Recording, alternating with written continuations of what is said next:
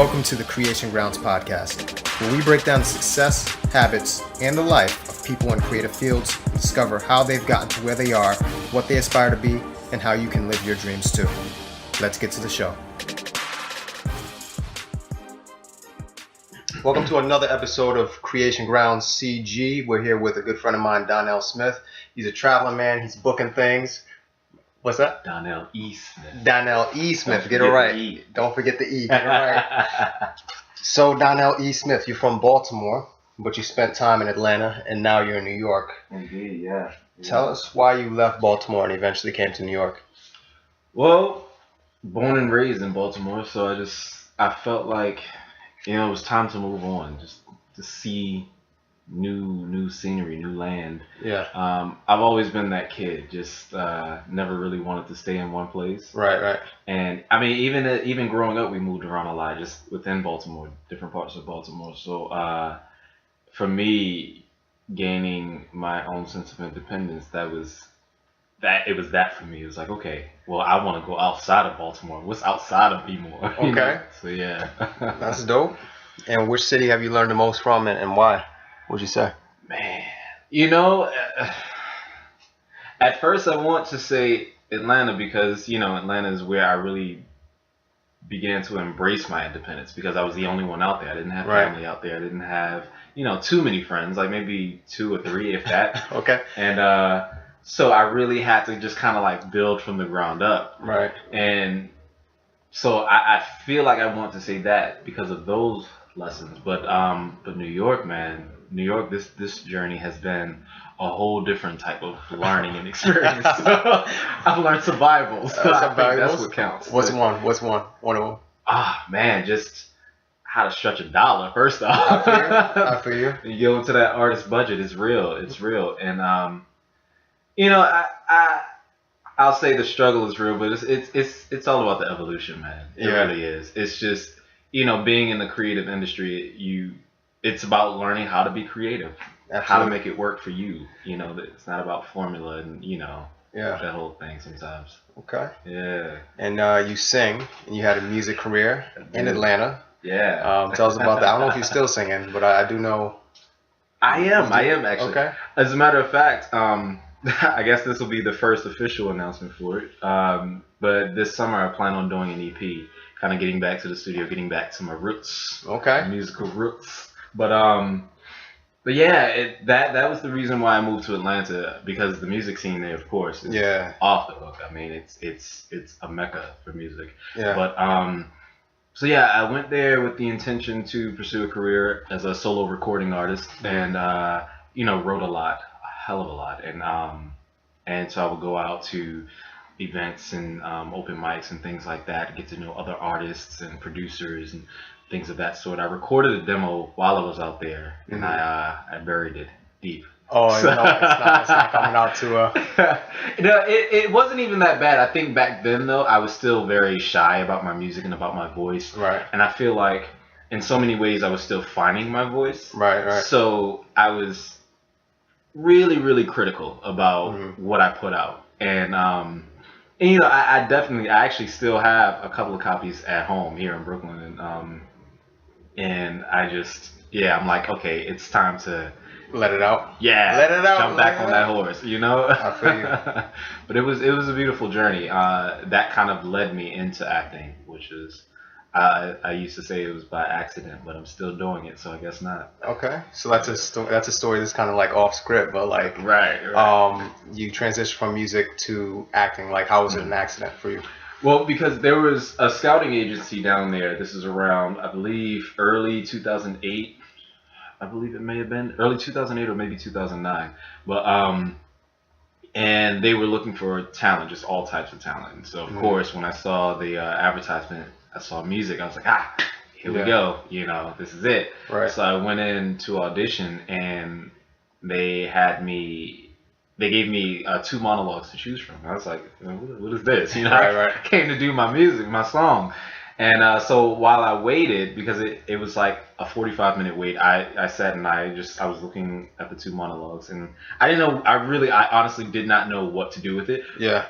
But because in my mind it was like a passage, I was like, okay, if this were a song or if this were poetry, what would I do? I would memorize it. So I'm just gonna sit here and memorize it. I got my song already, so that's what I did. So when I got up and did my song, then they asked if I had chosen a monologue, and then I did it.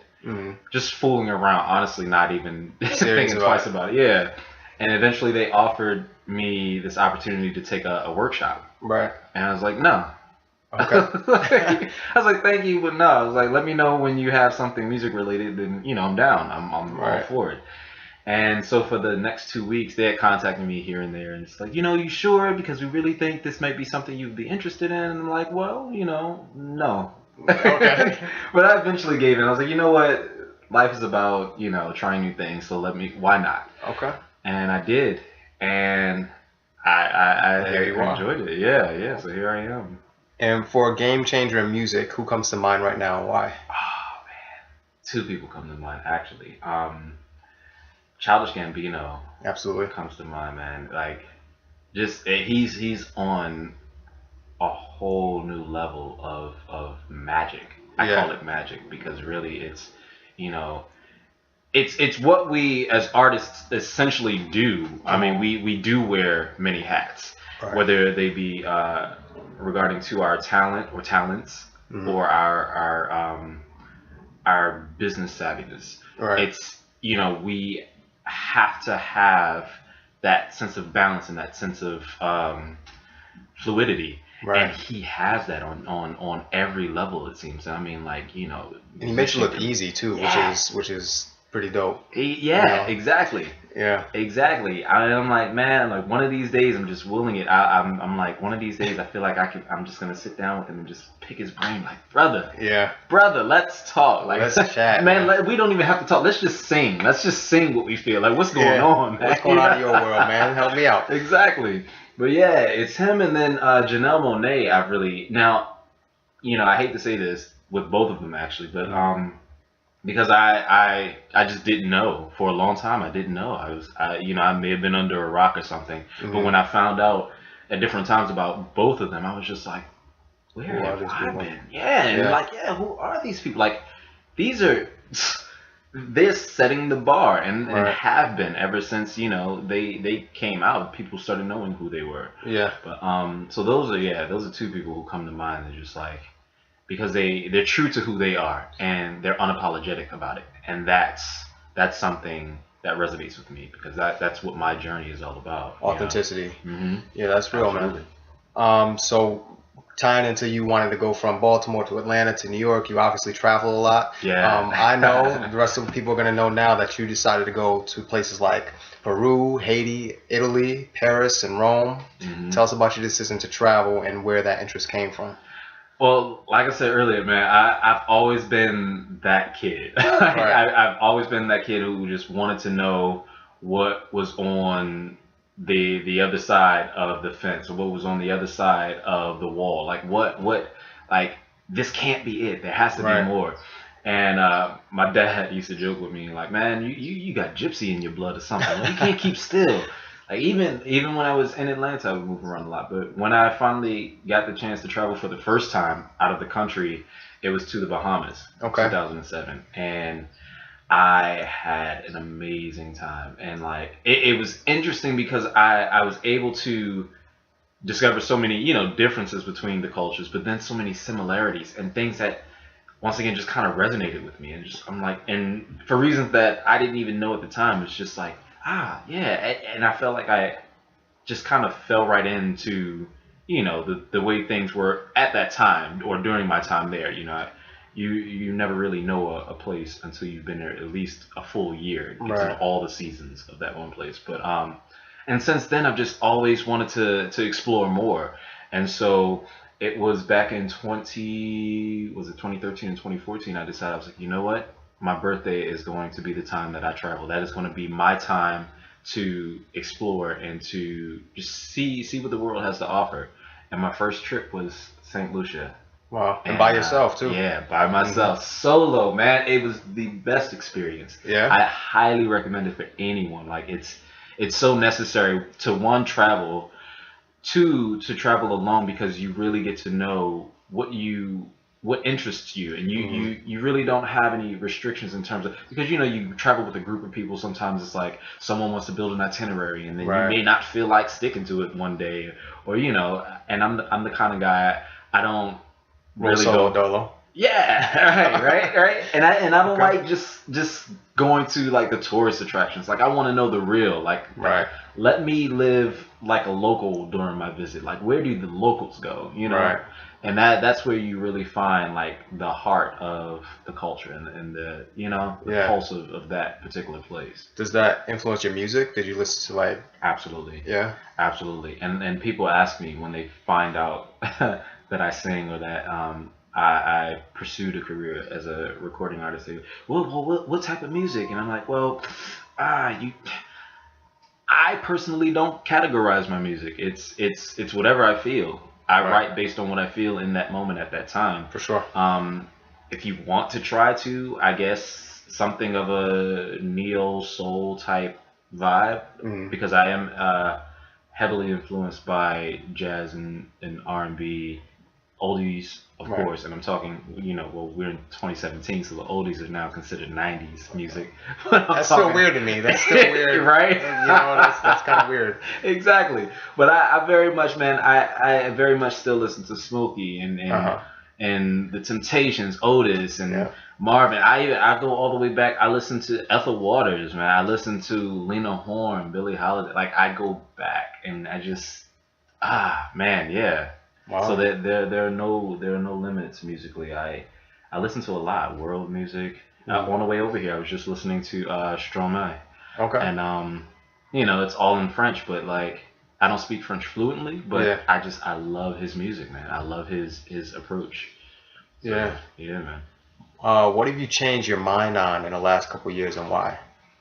I changed my mind. Especially traveling. There's a lot of new perspectives you have. You've seen the world. You know what I mean? Absolutely.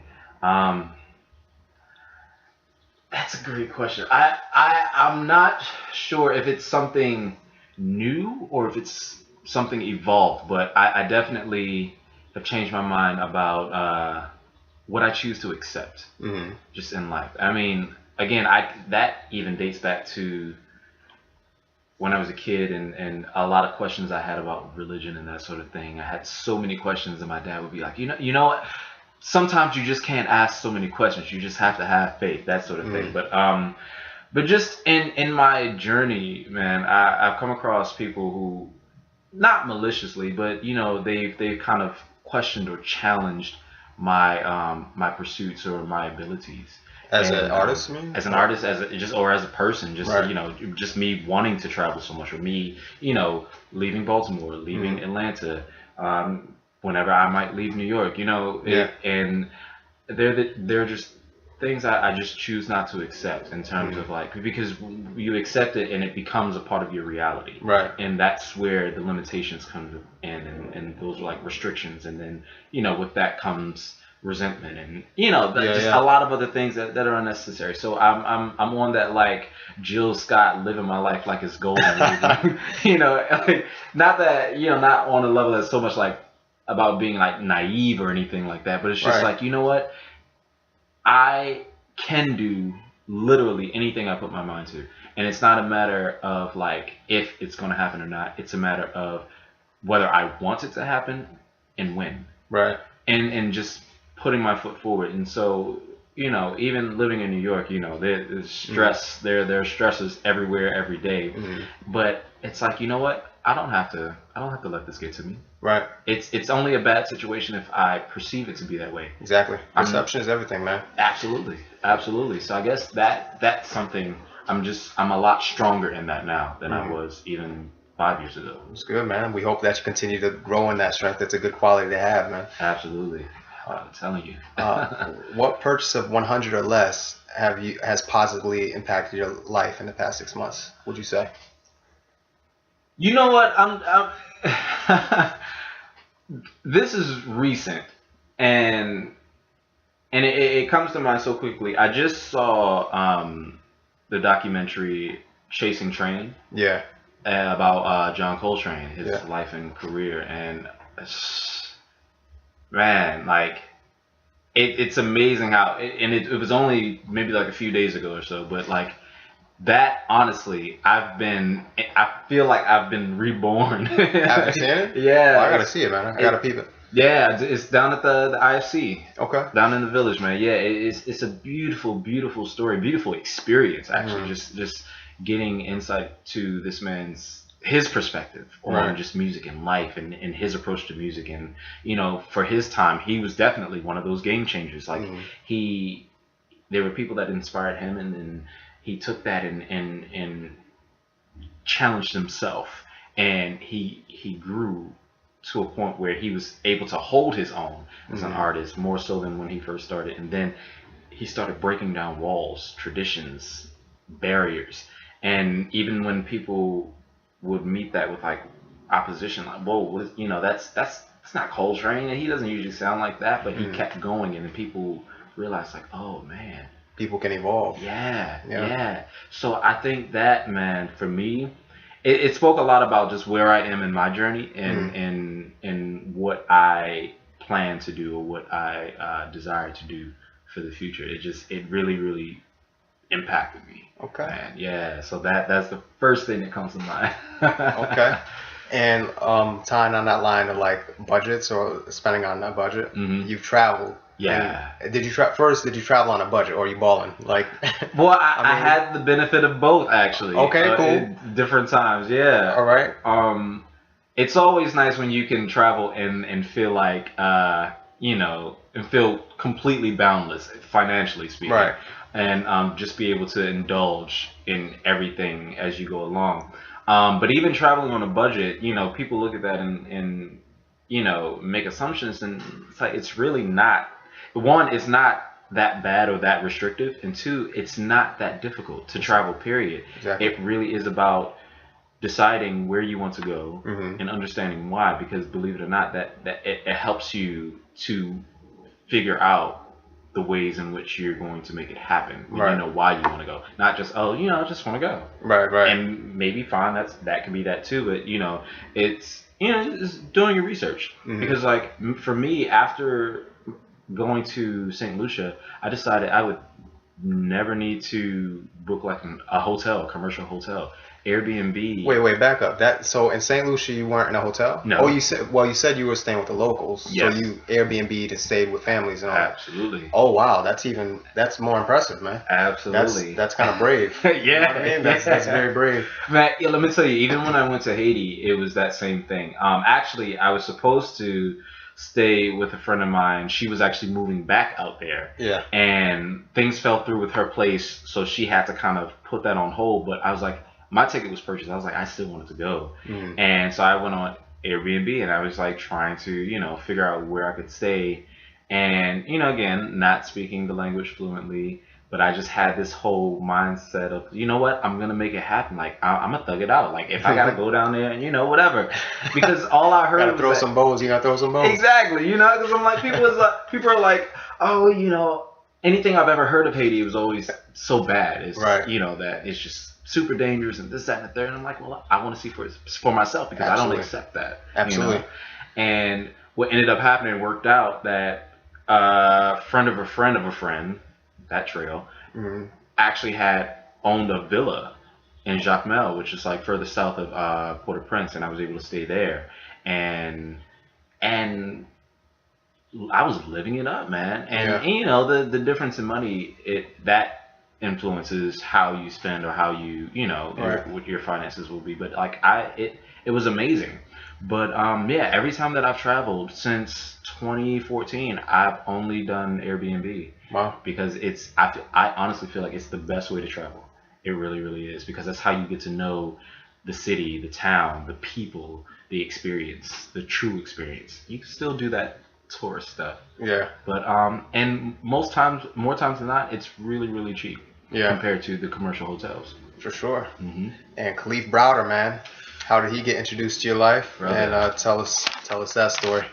Wow. So, man. Well, let's talk about the call that you booked it, because it's a big project. Yeah. You know what I mean? Yeah. So first, if you want to go as far back as the audition, you can, and just tell us about like just Kalief Browder and what he means to you. And well, I found out this story, maybe I knew about what happened, but I didn't make the full connection, until a friend of mine had mentioned him and wanting to honor him in doing like a one-man show sort of thing. And so that was where I started doing my research, because I was like, okay, this opportunity can happen, that, I need to, start doing my research. Then a few months later, I got a call from my agent my agent at the time, saying that they wanted to see me for a documentary. It was untitled, but it was about Kalief Browder. And I was like, wait, I know that name, and I was like, I've already been doing research. This is amazing. Wow. And so did the audition. I went in and I let them know. I was like, this is really amazing how this happened, because I was already doing research on him, and I was vibing with the director and with the producers in the room. It was a really great audition. I had a strong read, and they were like, okay, thank you for coming in, and that was that.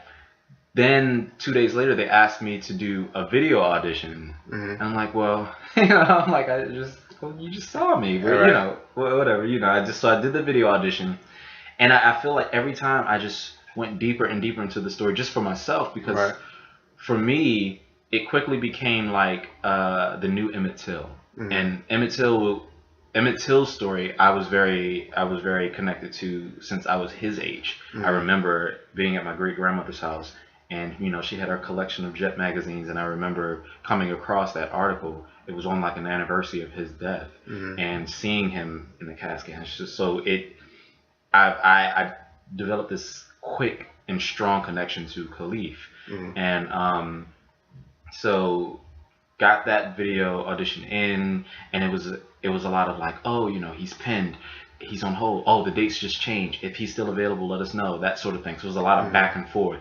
Can you put on some extra weight just to make sure you look more like him, because he was a little more stocky, and this and that, and I eventually I booked it, man. And that experience, man, it went beyond anything that I ever expected as an actor, as a human being. It was intense. It was intense, but it was an honor, and it definitely taught me a lot. Just I learned a lot about myself, one, but a lot more about his story, because I worked with his family, his mom, who unfortunately passed towards the end of the production process, and through his brothers, his lawyer, his mentors, and just learned a lot about the world we live in, man, the nation we live in, Yeah. And it's unfortunate that these kind of things are happening, and they're not easily detected, or so we think, but I won't go there. But so between that project and even with my travels, I realized, I'm like, you know what, the only thing that really separates a third world country from a first world country is economics. Right. Everything else is still the same. There are secrets. There are injustices. There are things happening that need to change, essentially. But yeah, man, it was a major eye opener for me. So I will say it over and over and over. I think of it more so as being a vessel for Kalief. Like, I was the messenger to help tell this story, and it was an honor, man. I had no idea it would be what it is today, I had no idea. Went to Sundance. Exactly. 3 words to describe that experience. Woo! Sundance. 3 words. Humbling. Okay, that's one.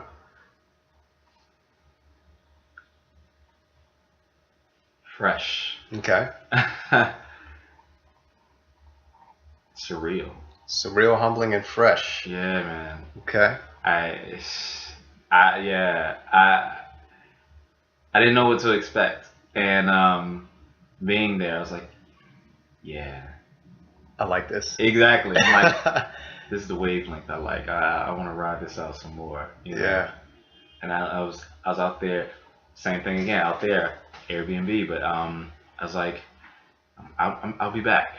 Okay. I had this feeling. It's like, you know what, I'll be back. But it was truly amazing. I mean, even the Q&A after Yeah. the screening, the way that it was received and the questions that the audience members asked, it was amazing. It was mind blowing. Wow. Yeah, man. Okay, man. That's dope. How can people get in contact with you? Social media, or before that? Mhm. Before that, you just booked a project. Yes. Or no? How can people watch this show if it's not on Spike TV anymore? But is there anywhere? Do they have a DVD? Well, to my understanding, I know that it's on demand. If folks have cable, it can still be watched online through Spike TV's website. There has been talk about it possibly going to Netflix Okay. in May. Fingers crossed. We'll see. You know, if that deal goes through, that would be wonderful. Mhm. But for now, yeah, I believe that outside of there may be community-based screenings that are still happening, but ideally, Spike TV's website is probably the best way to track it. Okay. Unless you got a friend out there who you know did the whole TiVo. Yeah, DVR and all that. DVR, yeah, exactly. So that's another great way to find it. Okay, Yeah, dope. man. And how can people contact you? Do you have a website? You have social media, Twitter, Instagram, all that? All that, man. All that. Never thought that I would be so connected to social media. There's enough getting me on Facebook, but basically, well, my website www.smithdonnelle, so it's SMITHDONNELLE for my middle initial. It's amazing. Sometimes I get an email and I'll say hi Donnell, but they'll spell it with the E as though it were in the first name, and Yeah. like, no, the E is my middle initial. But on Instagram, he sings for you. Mhm. HESYNGS, the number 4 letter U. Mhm. And the same thing on Facebook, Donnell E. Smith. Twitter, Smith Donnell E. So Right. try to keep it all the same. Okay. Keep it easy to access. So he's easy to find. Contact him with your questions. Watch him on Netflix. We're speaking that. Speaking when it into comes out. existence, absolutely. And Yes. what do you book now? Who are you working with now? Who are the exciting people you're working with now? Now, actually, it's, man, I tell you, when it rains, it pours, dude. Like, so I'm currently working on a production of Much Ado About Nothing Okay. with the Fools and Kings project, and we're preparing to open that next Saturday, May 6th, and it'll run Saturday, Sunday, Thursdays at 2 locations. We do 3 shows at Central Park at Summit Rock, and the other 5 locations at Riverbank State Park, the amphitheater there. We're on 145th and Broadway, or 145th Enter at Riverside Drive, and then very recently I booked with National Black Theater Kill Move Paradise, a new play by James I. James, and it's phenomenal, man. Like, yeah. I'm excited to jump into this. Directed by Saheem Ali. Other players is Siddiqui, Fofana, Clinton Lowe, Ryan, Jamal Swain. Man, I'm excited to get on stage with these brothers, man. Okay. Some powerful brothers. Powerful brothers. Yeah, so you definitely can look on National Black Theater's website for the tickets to that, because they're on sale as well right now, I believe. Okay, man. Working, man. Well, it's been a pleasure having you on. Man, Much more thank continued you. success Absolutely. and growth. Off the cuff question. Yeah. When you think of a great creative artist, who's the first person that comes to mind and why? Great creative artist. Yeah. Viola Davis. Viola Davis? Okay. And why? Yeah, because she's human. Yeah. You know, she's not bigger than her name, Right. and that having that sense of humbleness is what it takes, one, to be able to connect with people, because essentially that is who you're representing as an artist. You know, art imitates life, Right. in whatever form it is, whether you're an actor, a singer, a writer, a dancer, a painter, a sketch artist. You know, it's all an imitation of life, and in order to understand that and fully showcase that or illustrate that, you have to be connected to that. You have to be. It's not about, being better than someone else or outdoing or thinking yourself above anyone else. It's not about that. So I definitely appreciate her sense of humbleness and her truth that she brings and her commitment, and that's another thing it takes. It takes honing your work and understanding the history of what you do, because there's power in that. Just like as people, it behooves us to know where we come from, because that's essentially what gives us power and the truest sense of freedom. For sure. Same thing with an artist. So, that's deep, man. Yeah, man. All right, Donnell. Thanks for coming on, brother. Thank you for having me, man. On this sunny day. On this sunny day. That's it for this episode of The Creation Grounds. I'm your host, Aaron Lloyd. Be sure to check out our Instagram for future and previous guest info, and check out our YouTube channel in the show notes below. Email us with any suggestions at thecreationgrounds@gmail.com. And if you got something out of this, I'd really appreciate if you spread the word and the love. Until next time, this is Aaron Lloyd telling you that the sky is the limit. Stay creative.